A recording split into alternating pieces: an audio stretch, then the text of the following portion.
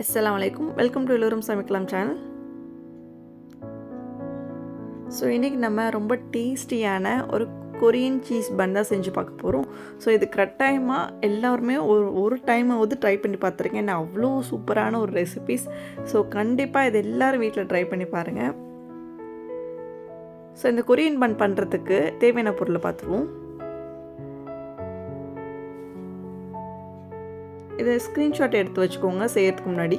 நான் வந்து ஒரு பவுலில் ஒரு 2 teaspoon yeast, 4 teaspoon sugar, 1/4 cup வெதுன்னு பால் போட்டு நல்லா மிக்ஸ் பண்ணிக்கிறேன்.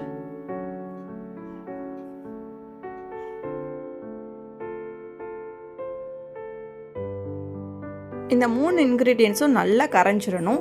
ஸோ இதுக்கப்புறமா நம்ம ஒரு 10 நிமிஷம் ரெஸ்ட்டை விட்டுட்டு அதுக்கப்புறமில்ல இந்த ஈஸ்ட் நல்லா ஆக்டிவேட் ஆகிருக்கும். ஸோ இதுதான் ஃபஸ்ட்டு ஸ்டெப். ஈஸ்ட் நல்லா ஆக்டிவேட் ஆனால் தான் அடுத்தடுத்த ஸ்டெப்ஸ் எல்லாம் வந்து சக்ஸஸாக வரும். ஸோ இப்போ வந்து நம்ம வந்து மைதா டோ பண்ணிவிடுவோம், அந்த பன் டோ பண்ணிவிடுவோம். ஸோ இதுக்கு வந்து நான் வந்து ஒரு 2 கப் மைதா எடுத்திருக்கேன். இது கூட ஒரு முட்டை, ஒரு டீஸ்பூன் 2 டீஸ்பூன் சால்ட்டும் ஒரு 4 டீஸ்பூன் சுகரும் ஆட் பண்ணியிருக்கேன்.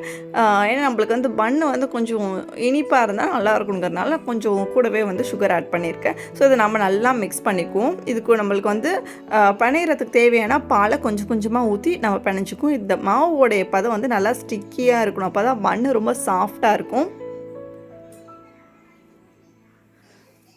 இது கூட ஒரு 2 டீஸ்பூன் பட்டர் ஆட் பண்ணிக்கிறேன்.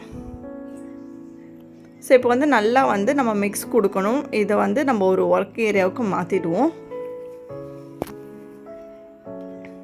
இது மாதிரி மாற்றிட்டு நம்ம நல்லா பிணையணும். ஒரு 10 நிமிஷம் கட்டாயம் பிணைஞ்சிடணும். அப்போ தான் வந்து அந்த ஈஸ்டோட ஆக்டிவேஷன் அந்த மாவுல வந்து க்ளூட்டன்லாம் ஃபார்ம் ஆகி வரும். ஸோ அப்போ தான் நம்மளுக்கு பன்னும் நல்லா சாஃப்ட் கொடுக்கும். ஸோ ஒரு 10 நிமிஷம் பிணைச்சிங்க. கையில் ஒட்டுதுன்னு பார்க்க வேண்டாம். ஸோ இந்த மாதிரி ஒட்டணுன்னா பன்னு சூப்பராக வரப்போகுதுன்னு அர்த்தம். ஸோ 10 நிமிஷம் அலாரம் வச்சுக்கிட்டு நம்ம வந்து நல்லா பிணைஞ்சிருவோம். ஸோ இந்த மாதிரி இழுத்து பிணைஞ்சோன்னா இன்னும் நல்லா சாஃப்டாக இருக்கும் பன்னு. ஸோ எல்லாம் 10 நிமிஷத்துக்கு அப்புறமா இந்த மாதிரி நல்லா நம்மளுக்கு உருண்டையாக நம்ம வந்து ஷேப் பண்ணி வச்சுக்கிட்டு இப்போ வந்து ஒரு பவுலுக்கு ட்ரான்ஸ்ஃபர் பண்ணி அந்த பவுல் ஃபுல்லாக வந்து நம்ம ஆயில் அப்ளை பண்ணியிருக்கோம். ஸோ ஆயில் அப்ளை பண்ணிட்டு இது அப்படியே ஒரு 1லேருந்து 1.5 மணி நேரம் வந்து நம்ம வந்து ரெஸ்ட்டு விட்டுருவோம். ஸோ ஆஃப்டர் 1.5 ஹவர்ஸ்க்கு அப்புறமா நம்ம வந்து ஓப்பன் பண்ணி பார்த்தோன்னா நல்லா வந்து உப்பி வந்திருக்கும். ஸோ அந்த ஈஸ்ட் எல்லாம் ஆக்டிவேட் ஆகி நம்மளுக்கு வந்துருக்கும். ஈஸ்ட் ஆக்டிவேட் ஆனால் தான் இந்த ஸ்டெப் வந்து உங்களுக்கு சக்ஸஸ் ஆகும். ஸோ இது அப்புறம் இது அப்படியே எடுத்து நம்ம ஒரு ஒர்க் ஏரியாவுக்கு மாற்றிடுவோம். ஸோ இப்போ சும்மா ரஃப்பாக வந்து மிக்ஸ் பண்ணிக்குவோம் மாவை.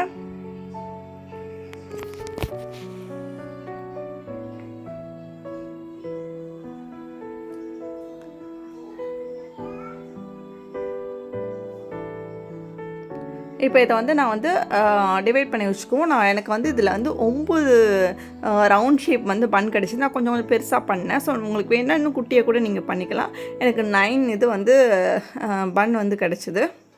ஸோ இந்த மாதிரி ரவுண்ட் ஷேப் வந்து ஒரு கிராக்கும் இல்லாமல் இருக்கணும். ரொம்ப முக்கியமான விஷயம். கிராக் இருந்தால் பண்ண நல்லா இருக்காது, ஷேப் நல்லா இருக்காது. ஸோ இந்த மாதிரி கிராக் இல்லாமல் நம்ம வந்து எடுத்து வச்சுக்குவோம். ஸோ எடுத்து வச்சதை நான் ஒரு பெரிய டின்னில் ஆயில் க்ரீஸ் பண்ணிவிட்டு இதில் வந்து ஒவ்வொரு பன்னையும் வந்து கொஞ்சம் கேப் விட்டு நான் வச்சிடுறேன். நம்ம ரெடி பண்ணியிருக்க 9 பன்னையும் வச்சுட்டு இதை கம்ப்ளீட்டாக 20 மினிட்ஸ்க்கு நம்ம வந்து ரெஸ்ட்டு விட்டுடணும். ஸோ ஆஃப்டர் 20 மினிட்ஸ்க்கு அப்புறமா பன்னு நல்லா ரைஸ் ஆகிருக்கும். ஸோ இதுக்கு மேலே வந்து நம்ம மில்க் வாஷ் வந்து கொடுத்துக்குவோம். நார்மல் காய்ச்சின பாலை எடுத்து ஃபுல்லாக வந்து இந்த ப்ரெஷ்ஷை வச்சு ஃபுல்லாக ஸ்ப்ரெட் பண்ணி விட்டுக்குவோம். இந்த மாதிரி ஸ்ப்ரெட் பண்ணுறதுனால நம்மளுக்கு அவனில் வைக்கும்போது அந்த மேலே உள்ள லேயர்லாம் காயாமல் வறண்டு போகாமல் இருக்கும். ஸோ அதனால் இந்த ப்ராசஸ் வந்து பண்ணிக்கிறோம். சில பேர் எக் ஒயிட்டை கூட அந்த மாதிரி மிக்ஸ் பண்ணி இந்த மாதிரி ப்ரஷ் பண்ணி விடுவாங்க. ஸோ இப்போ வந்து நம்ம அவனை வந்து ஒரு 200 டிகிரி செல்சியஸ்க்கு 10 மினிட்ஸ் ப்ரீ ஹீட் பண்ணிவிட்டு அதே 200 டிகிரி செல்சியஸில் 30 நிமிஷம் வச்சு எடுத்தோன்னா பன்னு சூப்பராக ரெடி ஆகிடும். இது மேலே நம்ம பட்டர் அப்படியே வந்து ஸ்ப்ரெட் பண்ணி விட்டுருவோம். ஸோ பன்னு நல்லா சூடாக இருக்கிறதுனால பட்டர் நல்லா மெல்ட் ஆகிடும். இது மேலே நீங்கள் மில்க் வாஷ் கூட கொடுத்துக்கலாம். ஆனால் பட்டர் கொடுத்தா இன்னும் கொஞ்சம் ஷைனியாக சூப்பராக இருக்கும்.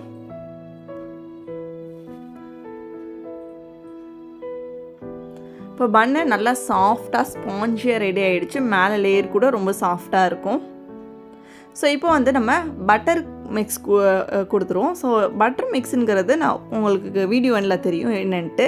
ஸோ இப்போ வந்து இதுக்கு நான் 2 கார்லிக் வந்து ஃபைனாக சும்மா வந்து தட்டி வச்சுக்கிறேன். ஸோ இது கூட நான் ஒரு 1/4 கப் பட்டர் ஆட் பண்ணிக்கிறேன். ஸோ பட்டர் வந்து நான் வீட்டிலே பண்ணது தான். இதனுடைய வீடியோஸ் கூட நான் வந்து விலாகில் வந்து ஆட் பண்ணியிருக்கேன், செக் பண்ணி பார்த்துக்கோங்க. ஸோ இது கூட நம்ம சாப் பண்ண கார்லிக் எடுத்து போட்டுக்கும், ஒரு 1/2 டீஸ்பூன் சால்ட் போட்டுக்கும், நம்ம கொரியாண்டரை ரஃபாக சாப் பண்ணி போட்டுக்கும்.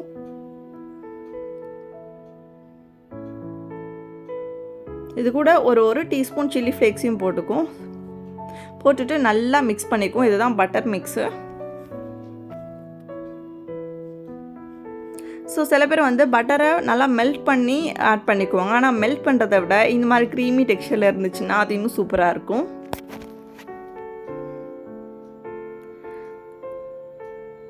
ஸோ நெக்ஸ்ட் வந்து நம்ம க்ரீம் சீஸ் ப்ராசஸ் வந்து பண்ணிவிடும். க்ரீம் சீஸ் எப்படி பண்ணுங்கிறத நம்ம வந்து வீடியோவில் போட்டிருக்கோம். ஸோ வீட்டிலே பண்ண க்ரீம் சீஸ் தான். இதுக்கு வந்து நான் ஒரு 1/2 கப் க்ரீம் சீஸ் எடுத்துக்கிறேன். ஸோ இது கூட ஒரு 3 டீஸ்பூன் சுகர் ஆட் பண்ணிக்கிறேன். இதை நல்லா நம்ம வந்து மிக்ஸ் பண்ணிக்குவோம். இந்த சுகர் கரையிற வரைக்கும் நம்ம மிக்ஸ் பண்ணும். ஸோ மிக்ஸ் பண்ணதுக்கப்புறம் கொஞ்சம் லிக்யூடே ஆகும்.